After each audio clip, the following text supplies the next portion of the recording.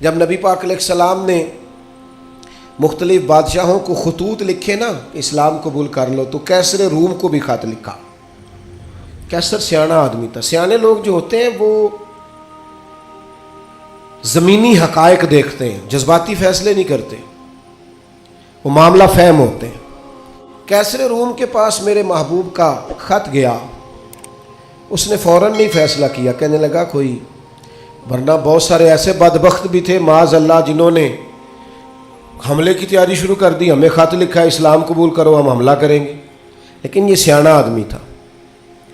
اس نے لوگوں سے کہا یہاں اگر کوئی سردار آیا ہوا ہو نا، مکے کا تجارت کی غرض سے سردار آیا کرتے، کوئی سردار آیا ہوا ہو تو میری ملاقات کراؤ۔ جناب ابو سفیان ابھی مسلمان نہیں ہوئے تھے، اور ہر جنگ میں قریش مکہ کی لیڈ وہ کرتے تھے، وہ ان دنوں وہاں گئے ہوئے تھے، تجارت کی غرض سے بلا لیا۔ اب کیسر نے سامنے کھڑا کیا، بخاری شریف سے لے کر کتب سیرت میں تمام جگہ کتب احادیث میں آپ کو الفاظ کے اختلاف کے ساتھ لیکن مفہوم ایک ہی یہ روایت ملے گی۔ کیسر نے سوال کرنے شروع کیے جناب ابو سفیان سے۔ پہلے پوچھا آپ کون ہے؟ کہا میں سردار ہوں۔ کوئی رشتہ؟ کہنے لگے جس محبوب نے آپ کو خط لکھا ہے میں رشتے میں چچا ہوتا ہوں۔ کہنے لگے بتائیے، اس محبوب نے دعویٰ نبوت کیا ہے، ان کے خاندان میں ماضی قریب میں کسی اور نے بھی کیا ہے؟ کہا نہیں۔ کہا کوئی بادشاہ گزرا ہو ان کے خاندان میں قریب کا؟ کوئی نہیں۔ کہا یہ بتائیے ان کے ماننے والے امیر ہیں کہ غریب؟ تو ابو سفیان کہنے لگا ماڑے ماڑے بندے، ماڑے ماڑے بندے۔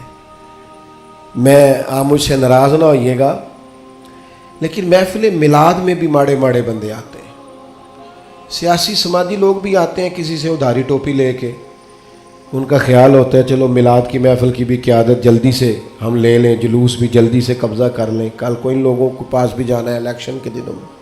لیکن غریب لوگ، پر ہمارا حال یہ ہوتا ہے کہ جس کو 35 سال ہو گئے فجر کی اذان پڑھتے، وہ بیچارہ میلاد کی محفل کی بھی صدارت نہیں کر سکتا۔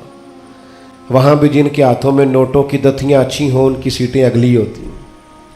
یہ ذوق ٹھیک نہیں، یہ اس محفل کے وقار کے حق میں نہیں۔ یہ بات یہ بڑی بلند و بالا محفل ہے، اس کا معیار اور ہونا چاہیے۔ پوچھا سردار نے ابو سفیان بتائیے ماننے والے کون ہیں؟ کہ غریب۔